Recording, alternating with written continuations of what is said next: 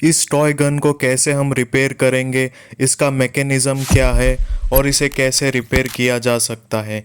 इन सारे सवालों का जवाब आपको इस वीडियो में मिलने वाला है। तो दोस्तों पहले चैनल को सब्सक्राइब कर दीजिए। तो चलिए शुरू करते हैं इस वीडियो को। तो दोस्तों सबसे पहले जो है वो मैं इसके सारे स्क्रू निकाल देता हूँ ताकि हम समझ सके कि इसका मैकेनिज़्म कैसे काम करता है और हम कैसे इसको रिपेयर करेंगे। तो दोस्तों इसको जो है वो मैं निकाल देता हूँ। अब हम इसका मैकेनिज़्म समझेंगे दोस्तों। आप देख सकते हैं इसके अंदर एक स्प्रिंग है और यहाँ पर जो है वो ट्रिगर है, ये प्लास्टिक वाला। तो ये कुछ इस तरीके से काम करता है। यहाँ पर भी एक स्प्रिंग है जो आपको शायद दिखाई दे रही होगी। तो हमें इसको इस तरीके से रखना है दोस्तों। इसके बाद में ये वाली बड़ी स्प्रिंग है और साथ में ये जो है वो स्क्रू ड्राइवर जैसा एक चीज़ है। तो मैं आपको समझाता हूँ कि इसका मैकेनिज़्म कैसे काम करता है। तो दोस्तों माचिस की तीली पर ये हथौड़े के जैसे लगता है और उससे जो है वो धमाके की आवाज़ आती है। तो इस तरीके से ये मैकेनिज़्म काम करता है दोस्तों। तो अब हमें स्प्रिंग को कुछ इस तरीके से रख देना है। इसको रखने के बाद में यहाँ पर ट्रिगर जो है उससे लॉक हो जाएगा। तो दोस्तों अब हम इसे लगा देते हैं।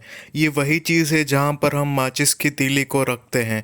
तो दोस्तों इसको जो है वो हम इस तरीके से लगाएंगे क्योंकि ये बहुत इंपॉर्टेंट पार्ट है। अगर इसको ठीक से नहीं लगाया तो ये काम नहीं करेगा। अरे ये तो उछल गया।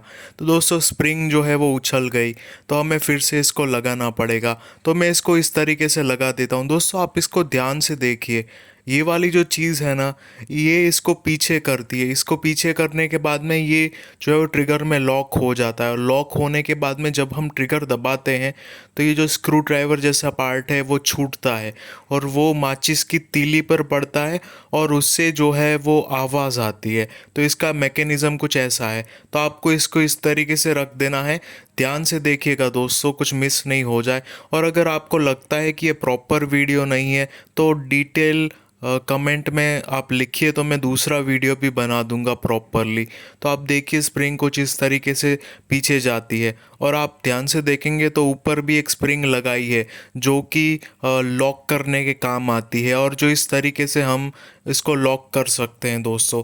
तो चलिए अब इसको फिट कर देते हैं और मैं आपको दिखा देता हूँ फाइनली क्या ये वर्क करेगा या नहीं करेगा। तो दोस्तों आप देखिए ये लॉक है वो इस तरीके से होता है।